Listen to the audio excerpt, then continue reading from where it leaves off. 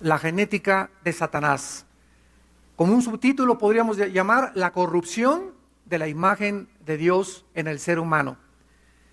Y les pido que abran su Biblia en el capítulo 1 del libro del Génesis para iniciar esta maravillosa serie que va a contar tal vez de 2 conferencias, y vamos a profundizar y vamos a entender de qué manera Dios, como dice Proverbios, vela por el conocimiento. Dios es el que controla el conocimiento. Voy a tratar de ser lo más explícito. No se imaginan cómo le pido a Dios que me dé sabiduría para esta serie, para poder explicarles claramente las maravillas y las profundidades de la palabra de Dios.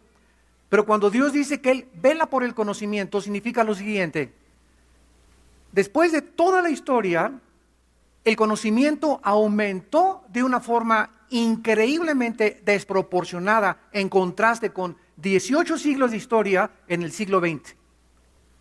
Ahora, ¿por qué los descubrimientos del siglo XX, como la fisión nuclear, la penicilina, la televisión, las computadoras, los satélites, por qué el motor de gasolina, por qué eso no se descubrió antes? ¿No te lo has preguntado? ¿Por qué no en el siglo XVI? ¿Por qué no en el siglo XVII? ¿Por qué tiene que ser en el siglo XX? Bueno, Dios le había dicho a Daniel en el capítulo 12 de su libro que sellara las palabras del libro de Daniel y que muchas profecías iban a estar selladas. O sea, cuando Dios le pone un sello a algo, significa que nadie lo puede abrir más que el Espíritu Santo. Y Dios tenía el tiempo, porque Él es el Señor del tiempo, ¿verdad?, para que en el siglo XX quitara el Espíritu Santo el candado y pudiera entonces abrirse el conocimiento a toda la población del mundo. Y comenzaron las ideas, porque ¿qué son los inventos? Ideas. ¿Quién inventó que el pararrayos, que la televisión? Ideas que entran a la mente, y la pregunta es, ¿de dónde vienen esas ideas? ¿Y por qué tan pocos seres humanos tienen esas ideas? Einstein estaba haciendo cálculos y de repente dijo, E igual a mc al cuadrado, la energía es igual a la masa por la velocidad por la luz, etcétera, etcétera. ¿Y por qué solamente hay un Einstein? ¿Por qué solamente hay un Rembrandt, pintor, un William Shakespeare? Son pocas personas las que tienen ideas que han transformado la tecnología, los avances científicos y el mundo, porque Dios se las ha dado. Y estas ideas y este conocimiento que en el siglo XX se abrió, va a ir aumentando mientras más nos acerquemos al final de la historia humana. Entonces, mientras más nos acerquemos al final de la historia humana, más vamos a entender este libro. Las profundidades que se encuentran y que no nos bastarían 1000 años más para poder saber que lo que sabemos, no lo sabemos como lo deberíamos de saber. Que miramos en parte, miramos como a través de un espejo. No podemos ver claramente porque nuestra imagen fue corrompida desde Adán hasta nuestros días. La imagen de Dios en nosotros fue corrompida. En otras palabras, el ADN, el código genético hereditario, fue alterado en el ser humano. Y el ser humano, cuando se rebeló contra Dios, perdió el conocimiento de Dios. Y comenzó a funcionar el ser humano guiado por lo que ve, por lo que oye, por lo que huele o por lo que se siente. Esta filosofía se llama empirismo. O sea, yo no creo lo que no veo, lo que no huelo, lo que no siento, que es la base del ateísmo, de la psicología y de la evolución, el empirismo. Sin embargo, venimos a la Biblia y nos damos cuenta que hay otra dimensión que trasciende el cerebro. El cerebro es un órgano y el cerebro es masa que no puede producir pensamientos ni conciencia. Una piedra no puede producir vida, la materia no puede producir pensamientos, la materia no puede producir conciencia. Entonces ahí es algo que trasciende el cerebro, que es la conciencia y los pensamientos. ¿De dónde vienen, señores ateos? ¿De dónde? ¿Quién produce esos pensamientos en nosotros? Esas ideas, ¿de dónde vienen? Y eso es lo que vamos a comenzar a inspeccionar, porque vamos a ver por qué Cristo tenía que nacer de una virgen. Y vamos a ver desde el principio de la creación qué tremenda profecía existe de que de la semilla de la mujer vendría el Mesías y Satanás tendría una semilla. Y vamos a ver también la relación tan increíble que existe, porque hasta a finales del siglo XX se descubrió la genética. Aun cuando en 1860 Gregorio Mendel fue el que comenzó con los primeros experimentos de la herencia, no fue hasta 1953-54 cuando Crick, un norteamericano científico comenzó a descifrar el código genético del ser humano. Y acabó el siglo XX con el programa del genoma humano, gracias a Dios, dirigido por Francis Collins, que es cristiano, que están tratando de investigar más y más la información y el programa, el software que tenemos en cada uno de las billones de células de nuestro cuerpo humano. Nuestro cuerpo humano tiene billones de células y en cada célula de nuestro cuerpo se encuentra el centro, cromosomas, los genes y el código genético.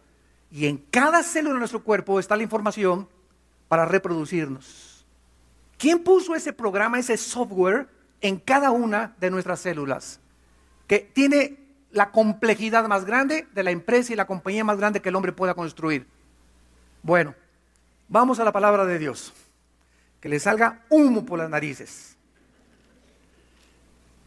Ya es importante que el pueblo de Dios piense.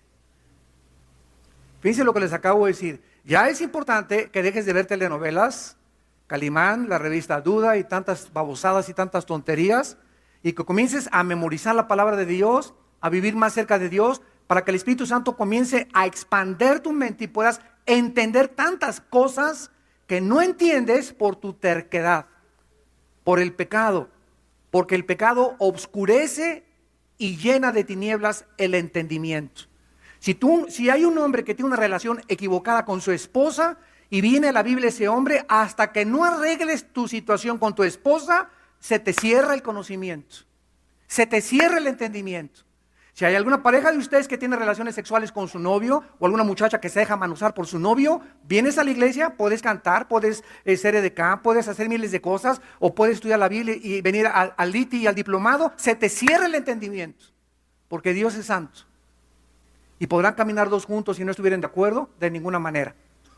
Y entonces pasan los años ¿y por qué permite Dios a Satanás? ¿Y por qué el tsunami? ¿Y por qué el terremoto? ¿Y por qué permitió que se llevara a mi hijo? ¿Y por qué este accidente? Y comienzan las dudas y no tienes respuestas. ¿Por qué? Porque no entiendes los caminos de Dios. ¿Por qué no los entiendes? Porque no has caminado de la mano con Él. El pecado te ha impedido caminar con Dios y te ha impedido disfrutar esa vida en abundancia que Cristo nos vino a dar mediante el camino de la santidad.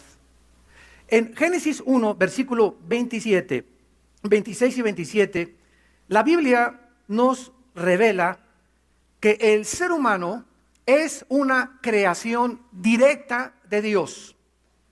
La Biblia contradice la teoría famosa que postuló Carlos Darwin, de que somos el resultado de un accidente, de una selección natural, de una evolución fortuita y accidental, etcétera, etcétera, porque la Biblia dice que Dios dijo, hagamos al hombre a nuestra imagen y semejanza. El ser humano ha sido creado a la imagen y semejanza de Dios. ¿Qué significa esto? Significa que fuimos creados más arriba o en un nivel mucho más elevado que el nivel de los animales. Todos los animales tienen alma, como lo vamos a ver. Los animales tienen alma, que es el alma, las emociones, los sentimientos, el intelecto y la voluntad. Los animales pueden aprender, los perros pueden aprender a abrir el refrigerador, a traerte el periódico, los caballos son entendidos, los delfines mucho más. Los animales tienen entendimiento, pero limitado. Los animales tienen sentimientos, los perros se ponen tristes. Yo recuerdo mis caballos que tenía hace muchos años, ¿verdad? De qué forma me seguían y de qué forma, aunque no los veía llorar mis caballos, manifestaban emociones, alegría cuando veían el maíz que les sonaba para que vinieran a comer el maíz y tristeza cuando no tenían comida. En fin, los animales tienen emociones, tienen sentimientos que son el resultado del alma. Pero el ser humano fue creado a un nivel mucho más alto a la imagen de Dios. Semejantes a Dios sin ser dioses. Esto es muy importante. Semejantes a Dios sin ser dioses. Ahora, esta semejanza con Dios, ¿qué significa? ¿Qué es lo que vamos a tratar de descifrar? Dice la Biblia que Dios es espíritu, Juan 4:24. Entonces ya tenemos un paso más elevado. El ser humano, al ser creado a la imagen de Dios, significa que somos seres espirituales. Los animales no tienen espíritu, tienen alma, tienen vida biológica, pero no tienen espíritu. Nosotros tenemos espíritu. Sin embargo, esta imagen que Dios le puso al ser humano cuando fue creado, en el momento en que el ser humano le dijo a Dios, no quiero seguirte, yo quiero decidir lo que es bueno y lo que es malo, el árbol del conocimiento del mal, ¿eso dice? Del conocimiento del bien y del mal. O sea, había en ese árbol que Dios les dio algo de bien. No dice el árbol del mal, ese árbol está podrido, no. Hay algo de bien en ese árbol. Pero yo quiero, dice Dios, que ustedes no decidan lo que es bueno y lo que es malo, porque yo soy el legislador cósmico. Yo soy el único que les puedo decir qué es bueno y qué es malo. Y Adán y Eva dijeron, no, nosotros lo podemos decidir como seres humanos. Y Dios los dejó que ellos participaran de ese árbol. Y en ese momento, desde Adán hasta nuestros días, el ser humano ha tratado de decir qué es bueno y qué es malo. Esto se llama relativismo en filosofía. Relativismo. Pues para ti eso es bueno, para mí eso es malo. Para ti ser homosexual es bueno, para mí es malo. Para ti es bueno fumar marihuana, para mí no es malo. Para ti es malo el adulterio, para mí no es malo el adulterio. Para ti es malo robar, para mí no es malo robar. Los nazis, la conferencia que di ayer en el Hotel Sheraton, se las recomiendo, las lecciones del nazismo, expliqué, ¿verdad?, que en el juicio de Nuremberg, los nazis dijeron, es que para ustedes, los del occidente, es malo lo que nosotros hicimos, pero nosotros estábamos obedeciendo al Führer. Y lo que el Führer nos dijo, lo teníamos que obedecer. Entonces, ¿bajo qué ley, dijeron los nazis, nos van a juzgar? Los nazis sobrevivientes de la Segunda Guerra Mundial.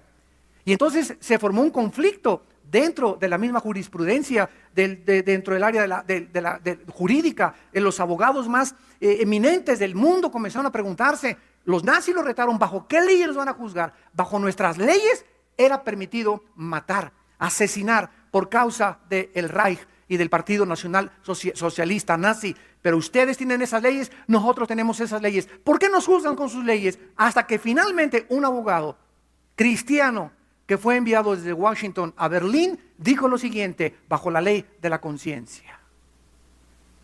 Bajo la ley de la conciencia, le dijo, ustedes mataron su conciencia. ¿Qué es la conciencia? Esa voz que nadie puede negar que está entre nosotros, que nos dice que algo es bueno y que es malo, hasta que tú llegas a decir, no, no es malo, no es malo, no es malo, no es malo acostarme con mi novio, no es malo acostarme con mi novio, hasta que cauterizas tu conciencia y te acuestas como si te comieras una concha en la noche remojada en chocolate. Y lo haces de lo más natural del mundo, porque ya cauterizaste tu conciencia. Al Capone a los 14 años de edad mató a una persona por primera vez, no durmió. A los 15 mató a otra persona, durmió un poco menos. A los 17 había matado 4 o 5 personas. A los 18 Al Capone ya había cauterizado su conciencia. Eso le pasa a los asesinos, a los narcos, a los secuestradores. Llega un momento en el que esa voz dentro de ti la apagas y te conviertes en un animal. Ya no eres guiado por tu conciencia, eres guiado por instintos asesinos de odio y de rencor. Porque esa conciencia que nos diferencia de los animales, de que hay un Dios y de que somos responsables delante de Dios y de que el pecado tiene que ser pagado, lo has asesinado dentro de tu corazón. Robar igual, ¿verdad? Comienzas a robar y te robas 500 pesos, 1000 pesos y se te hace una costumbre y llegas a convencerte de que no es pecado.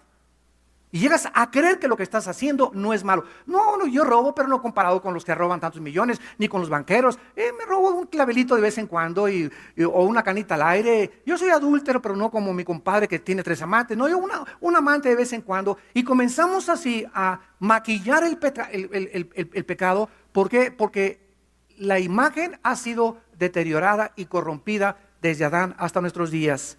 En otras palabras, el código genético humano fue alterado. Síganme con mucho cuidado, aquí partimos. El código genético que traemos en cada una de nuestras células fue alterado, fue modificado, fue deteriorado por el pecado. Hagan de cuenta que perdimos ciertos bits como una computadora en el código genético. ¿Y qué fue lo que perdimos cuando entró el pecado en el mundo? El conocimiento de Dios. Perdimos el conocimiento de Dios. ¿Qué es la vida cristiana? Juan 17:3. ¿Qué es la vida cristiana? Y esta es la vida eterna. ¿Qué? Conocimiento. volver a recobrar, que te conozcan a ti y a Jesucristo a quien tú has enviado. ¿Qué es la vida cristiana? Volver otra vez a reprogramarnos, a volver a conocer otra vez a nuestro Creador. Y como el ser humano no sabe quién es Dios ni cómo es Dios, pero trae en su conciencia la eternidad, Eclesiastés capítulo 3 versículo 11, el ser humano inventó las religiones.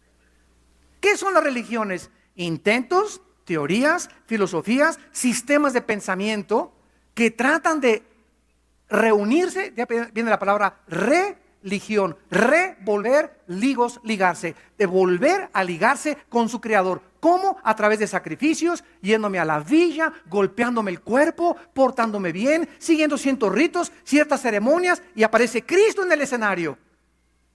Y dice, ustedes adoraron en ese monte. Y los judíos dicen que así, y los musulmanes dicen que así, y los mormones dicen que así, y los bautistas dicen esto, y los nazarenos, y los judíos, y los musulmanes, etcétera, etcétera. Cada religión tiene su camino, y Jesucristo aparece y dice, mi Padre es espíritu, y los que le adoran en espíritu tienen que adorarle. Ustedes tienen que nacer de nuevo. Ustedes tienen una religión y se pueden ir al infierno con todo y su religión, con todo y tu candelero aquí dentro de ti amarrado, con todo y tu escapulario, te vas al infierno. Porque las religiones no salvan a nadie. Apareció el Hijo de Dios para salvar al mundo con su sangre en la cruz. Es la sangre de Cristo la única medicina provista por Dios como solución a nuestros pecados. Entonces, ¿por qué? Ahora comienza a entender por qué funcionamos como funcionamos. ¿Por qué después de 6,000 años de historia, el Instituto para la Paz en Suecia y Estocolmo dice que de 6,000 años de historia han habido 25 años de paz? O sea, toda la historia humana son guerras. Y guerras napoleónicas, y guerras de Alejandro el Magno, y de Carlos Magno, y de las tribus, y de católicos contra protestantes, y de árabes contra judíos, y de blancos contra negros, y guerras, esposo contra la esposa contra el esposo, los hijos contra los padres contra los hijos, divisiones por todos lados, el pueblo contra el gobierno explotando a los trabajadores, los banqueros aprovechando de eso. Vemos en el mundo una rebatinga tremenda que hace que muchas personas digan, ya, justicia, justicia, y salen a las calles a protestar porque queremos un mundo mejor. Queremos un mundo justo, queremos un mundo donde se respeten nuestros derechos, y nosotros mismos traemos la guerra en el corazón. ¿De dónde viene todo esto? Del código genético que traemos alterado, modificado, corrompido por el pecado. Al haber escogido comer del árbol del conocimiento del bien y del mal, el ser humano se endiosó. Decidió él determinar qué es el bien y qué es el mal. Y esta es la razón por la cual el mundo se encuentra como se encuentra. Dios envía a su Hijo a morir en una cruz para corregir el problema moral, genético, espiritual mediante su muerte. Si alguien iba a solucionar y a traernos la medicina, no íbamos a ser nosotros. Porque el pecado alteró mi mente. Estamos como en tinieblas mentalmente, no percibimos el mundo espiritual. Repito, solamente juzgamos por lo que vemos, oímos, sentimos.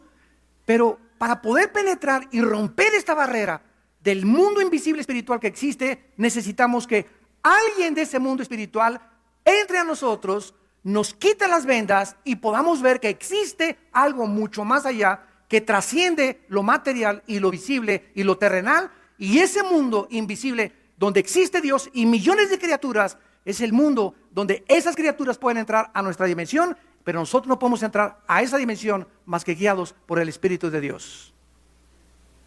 Ahora escúchame muy bien, la brujería, la hechicería, los magos y las personas que practican lo oculto, lo paranormal, saben en su conciencia que hay algo que trasciende por los fenómenos paranormales, por voces, etcétera, etcétera, porque no saben quiénes son, pero nosotros sabemos quiénes son: demonios, criaturas invisibles que están continuamente hablándonos al oído y dándonos ideas de destrucción. Mátate, quítate la vida, no sirves para nada, no te puedes volver a casar, nadie te va a hacer caso, eres una gorda, eres un gordo, nadie se va a fijar en ti, nunca vas a progresar.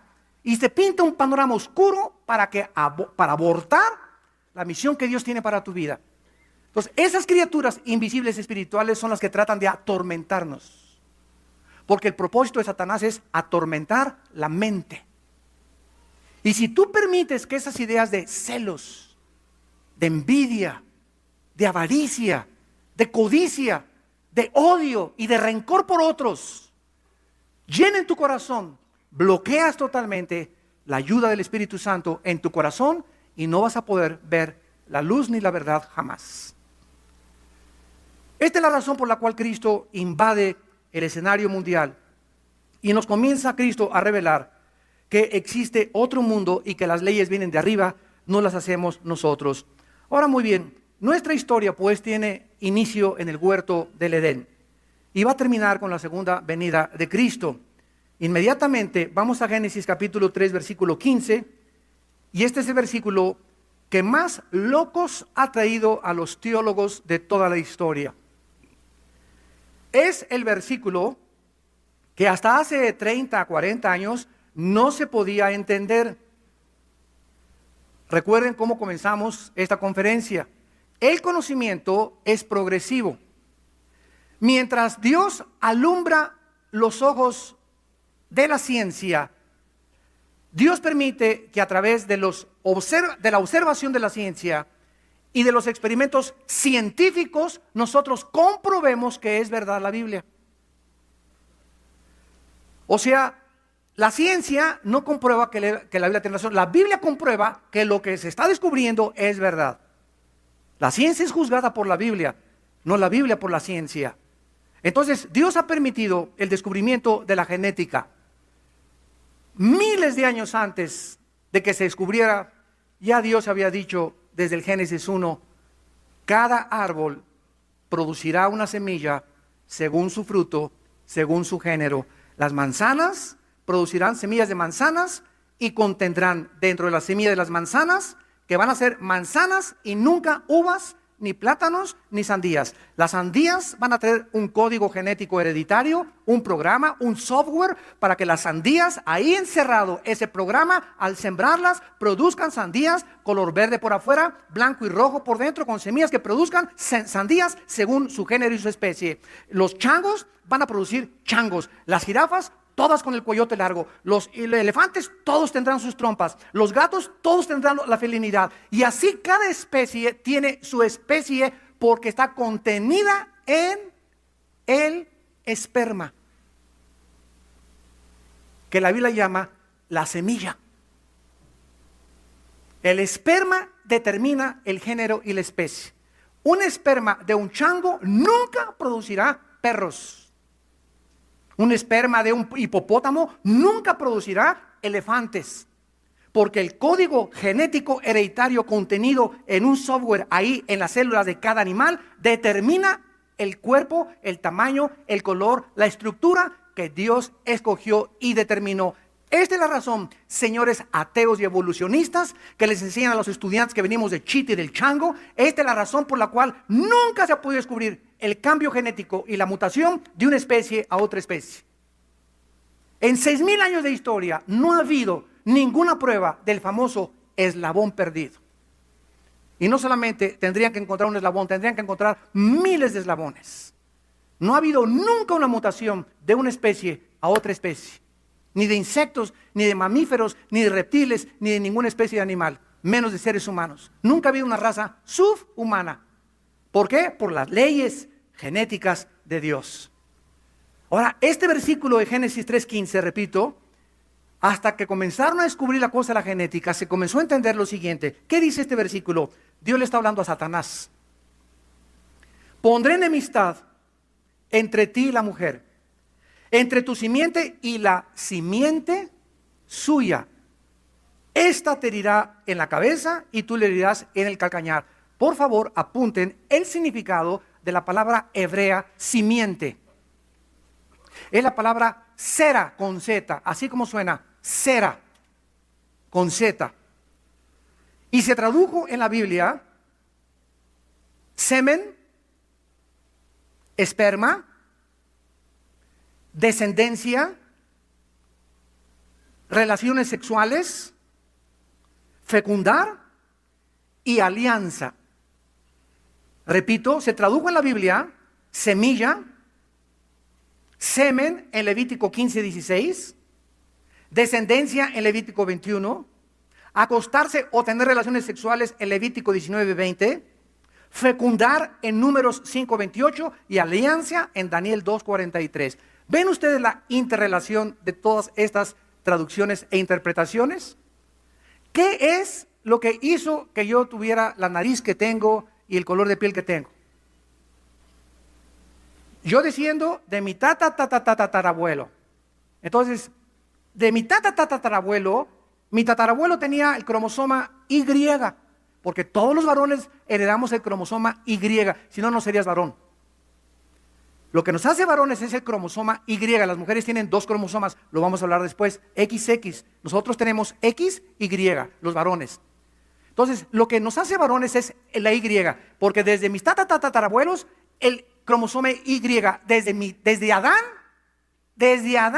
los varones traemos el cromosoma Y, desde Adán. Y las mujeres traen las doble X desde Eva.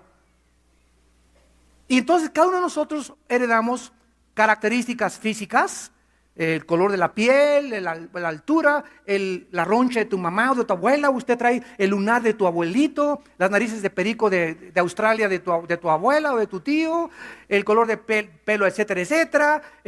Y todo eso, ¿cómo llegó a mí?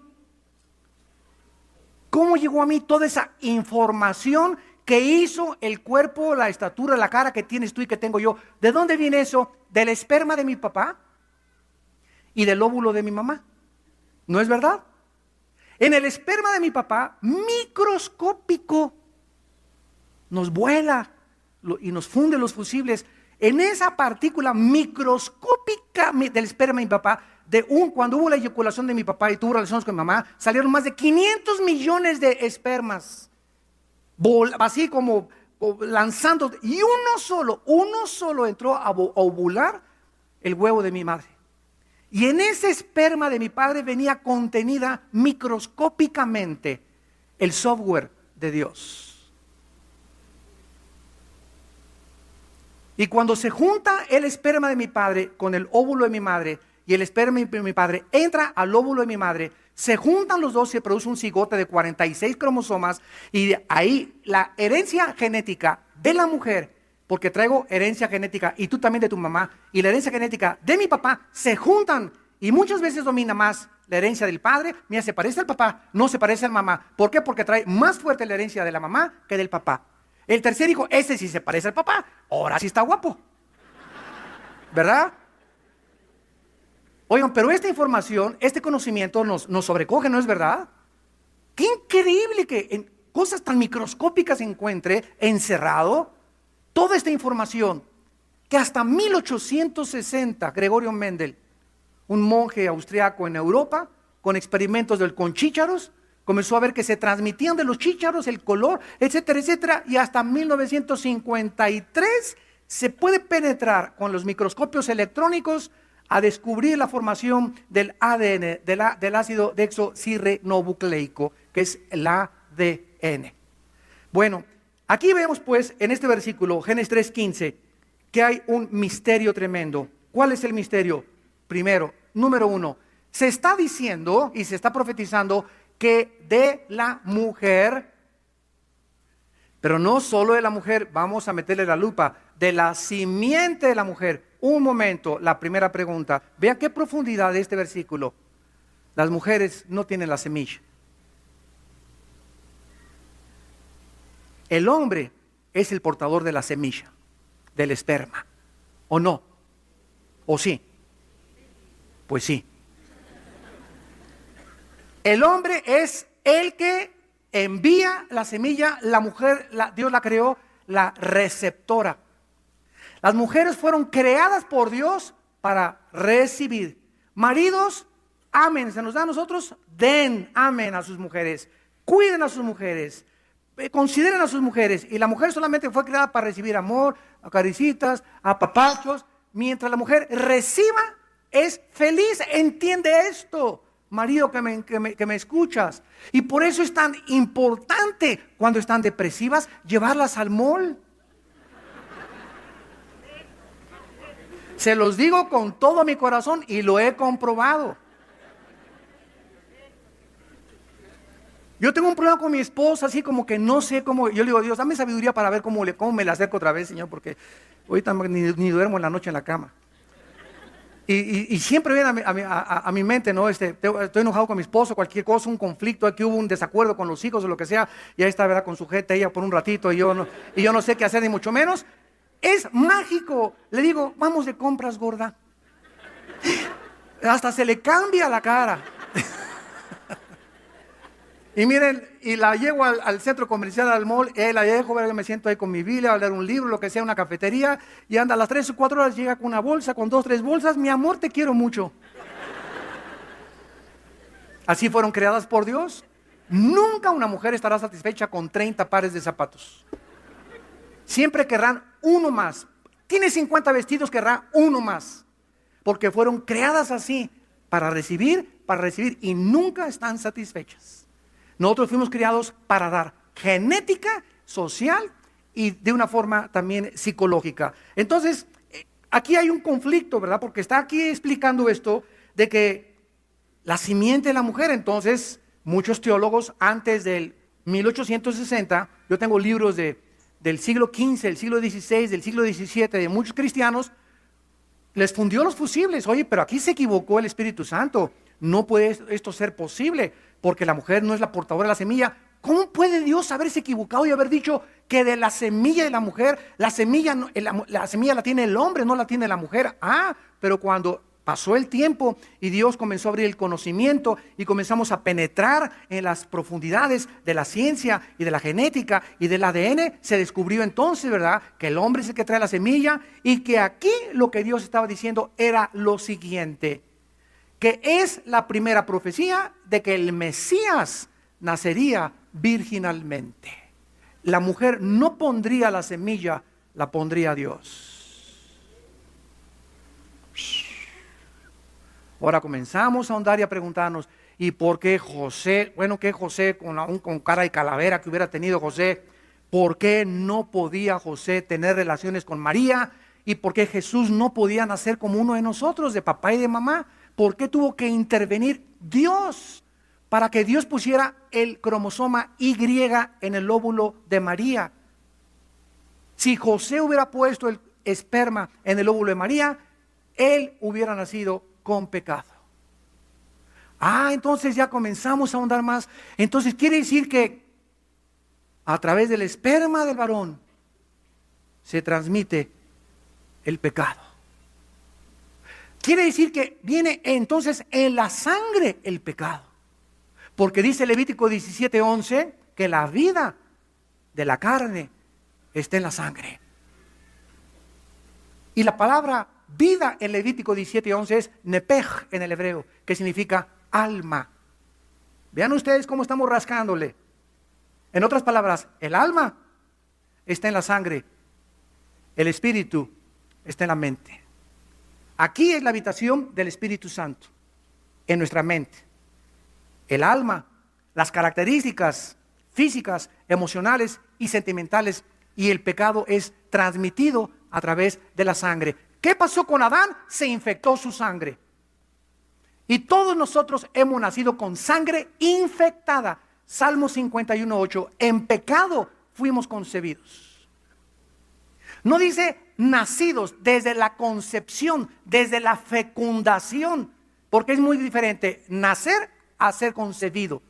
Por eso no dice, y la Biblia, y Jesús nació, y la Virgen, lo vamos a ver, concibió, que es la palabra que hubo una unión entre un esperma y el óvulo de ella, es concebir, fecundar. Hubo algo ahí que hizo que Cristo naciera sin pecado a través del esperma que Dios puso en María. Y vamos a ahondar un poco más adelante esto, porque de la misma manera que se nos habla de una semilla, de un esperma, de un semen, de un linaje que vendría de la mujer,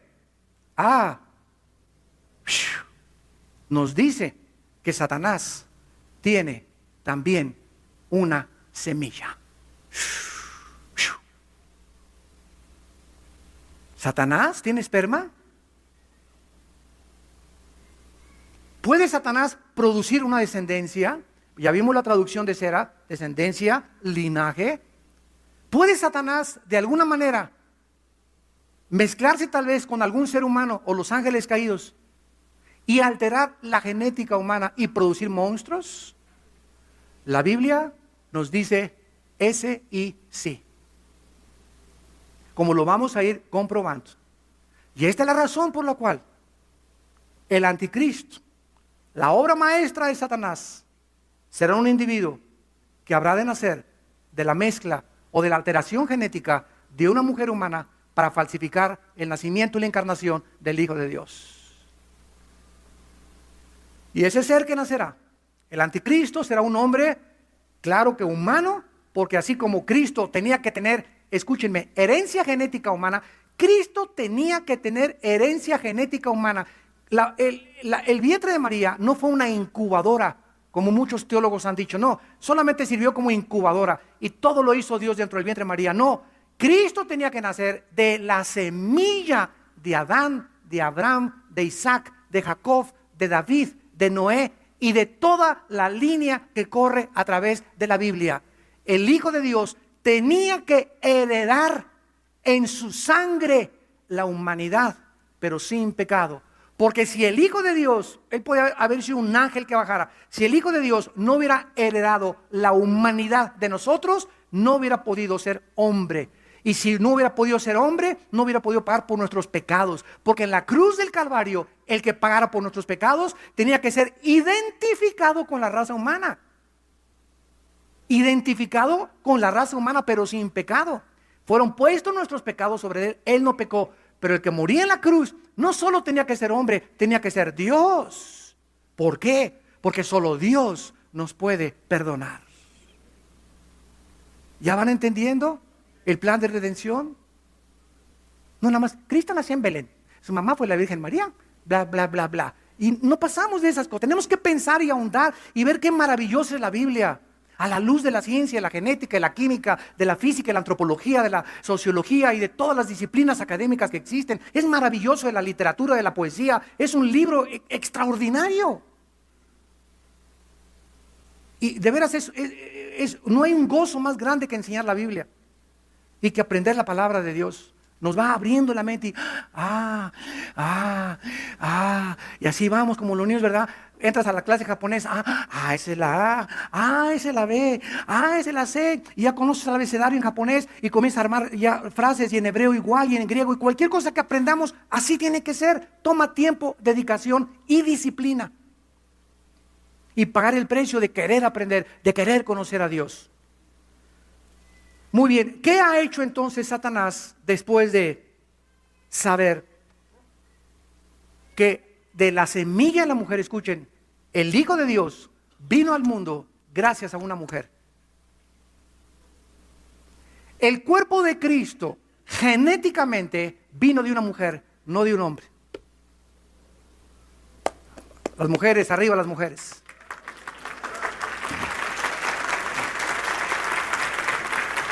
Ahora entienden, ahora entendamos lo siguiente. Desde este principio, precisamente porque Satanás sabía que a través de una mujer iba a venir el Mesías, dice, pondré enemistad. Esta palabra Eva con B grande en el hebreo significa odio continuo del hombre a la mujer. Y ahora entendemos por qué en la mayor parte de las culturas el hombre ha tratado de sobajar a la mujer. Tú eres más que mi esclava. Y aquí quiero tener a mis dos nenorras y aquí también con sus bikinis porque solamente para el sexo sirven. Y a ver un concurso de belleza, concurso de a cuánto está el 25 kilos y el kilo de aguayón. Concursos de carne, exhibir a las mujeres simplemente como objetos y deseos sexuales. Y por eso el hombre se casa sin entender el mecanismo y la razón de que dentro de nosotros Existe un espíritu que va a tratar, si no somos cristianos, y aún siendo cristianos, tenemos que luchar contra este espíritu de que mi esposa es coheredera de la gracia, y cuidado con yo tener una relación equivocada con mi esposa. 1 Pedro 3:7, porque si yo tengo una relación equivocada con mi esposa y no le pido perdón o no arreglamos eso pronto, mis oraciones no son escuchadas. Adiós negocio, adiós ministerio, adiós progreso, adiós salud, adiós todo. Dios se hace a un lado. Chencho, hasta que tú no vayas, no me traigas nada, hasta que no arregles con tu esposa tus problemas y la trates como una reina. Como a una reina. Y te metas eso y te quitas lo Pancho Villa dentro de ti y lo macho Camacho. No voy a tener trato contigo. Maridos, amen a vuestras mujeres como Cristo amó a la iglesia hasta la muerte sacrificialmente. Mientras tú no respetes a tu novia y no la toques, no me pidas que te bendiga, ni que te prospere en la música, ni que te prospere en nada. ¿Por qué? Porque si no tratas a tu novia y no la respetas, tampoco lo vas a hacer con tu esposa. Tampoco lo vas a hacer con tu esposa. Y esta es la razón por la cual en los países del Medio Oriente, ahora que fuimos a Jordania, bueno, en Jordania yo creí que existía el patriarcado, y en Jordania nos sorprendimos de que existe el matriarcado. Asústame, hay que buscar tamaros ahora, en lugar de Tamar. O sea, la mujer se ha revelado de tal manera, donde el hombre pierde totalmente su decisión, como un juicio de Dios por haberlas tratado en el pasado de esa manera, y entonces comienza a levantar a la mujer, y la mujer se vuelve en la cabeza del hogar, lo cual rompe el diseño de Dios, porque en un hogar donde ella mande y donde ella tenga las decisiones, es un hogar bajo el juicio de Dios. Es el hombre el que tiene la responsabilidad de ser la cabeza de la mujer. Y no significa despreciarla y tratarla como una sirvienta, al contrario, significa entender el papel que Dios le dio a ella y que dio a nosotros. ¿De dónde viene ese odio del hombre contra la mujer? Ese menosprecio viene de Satanás. Por eso cualquier cultura, como los talibanes en Afganistán no han visto, que les cortan con navaja la boca, los labios a las mujeres, o las ponen así enfrente de un estadio y las comienzan con un bate a golpearlas porque encontraron adulterio, y el esposo que cometió adulterio, ¿por qué? O el amante, ¿por qué no lo mataron también? O sea, es increíble cómo tratan a las mujeres. En Irán se les prohíbe hacer negocio, en otros países como Jordania se les prohíbe comprar sin el permiso del esposo, no pueden manejar en los países árabes las mujeres, tienen que pedirle permiso al esposo, la han rebajado tanto que por eso hay tantas maldiciones en esta zona geográfica del mundo. ¿Por qué? Porque Satanás odia a la mujer, porque la mujer fue el instrumento de Dios para traer al Hijo de Dios al mundo. Y por eso todos nosotros los hombres en esta mañana somos y descendemos de nuestra mamá. Tú no existirías si no hubieras tenido una mamá. Así que cuidado con hablar mal de las mujeres. Y de las suegras también. Eso más nos vale, ¿verdad? Muy bien. Ahora veamos. Se nos acabó el tiempo, pero rápidamente vayamos a Deuteronomio capítulo 2 y veamos rápidamente de qué forma Satanás, si lo vamos entendiendo, de qué forma Satanás, al darse cuenta que de la mujer vendría el Mesías prometido, no del hombre, de la mujer, del material genético de la mujer, él claro que no entendía el nacimiento virginal. Satanás no lo entendió. Pero vemos desde el principio que la Biblia nos enseña que desde el principio de la Biblia, Satanás ha tratado de abortar que nazca el Mesías. ¿Y cómo lo podría lograr? Tratando de pervertir o echar a perder o destruir la semilla de las mujeres. ¿Qué hizo Satanás en Génesis capítulo 6? Los ángeles caídos, si no tuvieron una relación sexual con las mujeres, alteraron la genética, porque lo vamos a ver después, el endemoniado gadareno, ¿verdad? Los demonios controlaron sus cuerdas vocales, sus nervios ópticos, sus oídos, su fuerza, sus músculos. Los demonios pueden entrar al cuerpo y alterar tu páncreas, inflar tu hígado, deteriorar tus alvéolos pulmonares, alterar tu ritmo cardíaco, cambiar tu voz. Los demonios tienen un control de las neuronas del cerebro que nosotros no tenemos todavía. Nos conocen a la perfección. Y ellos pueden entrar y alterar cuando el esperma entre y comience la fecundación. Satanás tiene, y lo vamos a comprobar, tiene el poder de alterar que ese niño se convierta en un monstruo de 2 cabezas y que no nazca normal, o que nazca con una pierna, o que nazca con un brazo, y cuando nace le echamos la culpa a Dios, sin darnos cuenta el poder tan grande satánico que existe, que la Biblia nos revela. ¿Qué pasó con esta mezcla? En Génesis 6 nacieron los Nefilim. Nefilim en el hebreo significa seres caídos, de 4 o 5 metros de estatura, con 12 dedos en las manos y 12 dedos en los pies. La Biblia les llama los gigantes. Y habitaron aquí en la tierra 1000 años los gigantes. Hubo una población de gigantes que eran mezcla, ángeles caídos, seres humanos, 1000 años. ¿Y quiénes fueron estos gigantes? Los que no querían que el pueblo de Dios entrara a la tierra prometida. Veamos rápidamente en Deuteronomio 2, del 10 al 11. Los semitas, significa terribles en el hebreo, habitaron en ella pueblo grande, numeroso, como los hijos de Anac. Por gigantes eran tenidos los hijos de Anac, los moabitas y los llamados emitas. Versículo 20. Por tierra de gigantes fue también ella tenida, habitaron en ella gigantes en otro tiempo, a los cuales los amonitas llamaban los somsomeos. La palabra somsomeos significa poderosos, vigorosos, crueles y sanguinarios. Brinquémonos al capítulo 3 de Deuteronomio, versículo 11, y vean ustedes esto que nos va a asombrar. Deuteronomio 3, 11. Porque únicamente, escuchen esto, está hablando de un rey en la tierra de los cananitas. Ogo, rey de Basán, había quedado del resto de los gigantes, su cama una cama de hierro, no está en Rabá de los hijos de Amón. La longitud de la cama de este chiquilín era de 9 codos. Un codo es aproximadamente 63.5 centímetros. Es la medida antigua, Babilonia y Caldea, de aquí a la punta del dedo. Aproximadamente 65 centímetros. Esto significa que la cama de este rey medía 5 metros. Su anchura 4 codos, 3.20 metros. Según el codo de un hombre, que son 63.5 metros. Versículo 13. Y el resto de Galad y todo Basán del reino de Og, toda la tierra de Argó, que se llamaba la tierra de los gigantes, le di a la media tribu de Manasés. Rápidamente, 2 de Samuel 21, y veamos quién acabó con los gigantes. No es de sorprenderse, ni más ni menos que el rey David. Aleluya. Dice 2 de Samuel 21, versículo 20.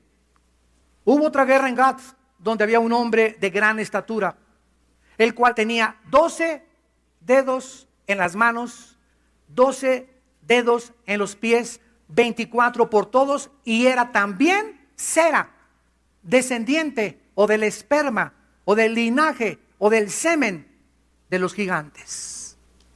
Vemos pues que todo esto comenzó a transformar el mundo, porque Satanás quiso alterar la genética, producir monstruos, al darse cuenta que en ninguna de las mujeres con las que se mezclaron los ángeles pudieron producir al Mesías. Entonces los gigantes desaparecieron de la tierra. Los griegos hablan de los titanes, y las mitologías caldeas, fenicias y sirias mencionan también en su mitología a que hubo gigantes aquí en el mundo habitándonos.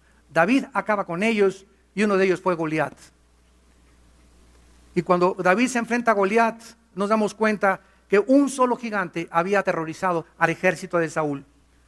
Y cuando David se enfrenta con Goliat, recoge 5 piedras. 5 es el número de la gracia, y las mete aquí en su bolsa. Tú vienes a mí con espada y lanza, y yo vengo a ti en el nombre de Jehová de los ejércitos, filisteo incircunciso, hijo de Moloc. Y ahí voy, y qué pedradón que le da aquí al gigante, ¿verdad? Porque juntó, aquí lo vemos, no lo leí en 2 de Samuel 21, ahí menciona que Goliat tenía 4 hermanos. En otras palabras, David decía, y échame a tus 4 hermanos también. Bueno, esto ya es una especulación, ¿verdad? Pero yo estoy seguro de que sí, así fue. Padre, te damos gracias por tu palabra en esta tarde. Ayúdanos a seguir, Señor, discerniendo, penetrando el maravilloso mundo espiritual que solo tu Espíritu Santo nos puede revelar, porque Él escudriña lo más profundo de Dios. El hombre natural no entiende estas cosas, porque estas cosas se tienen que discernir espiritualmente. Te damos gracias por el plan tan maravilloso, tan perfecto, que tú diseñaste desde el principio para salvarnos a través de la sangre de tu Hijo Jesucristo, en quien oramos y te damos las gracias. Amén. Antes de despedirnos rápidamente, cualquiera de ustedes que en esta tarde quiere invitar a Cristo a sus vidas, comenzar a caminar con Dios, para conocer a Dios, haz esta oración ahí desde tu lugar. Dile: Señor, te pido perdón por mis pecados. Creo que en la cruz pagaste por ellos con tu sangre, que a los 3 días resucitaste de los muertos y que tú eres el Salvador, el Hijo de Dios, que viniste al mundo a traerme la medicina para la maldad que existe en mi alma, en mi cuerpo y en mi mente. Lávame con esa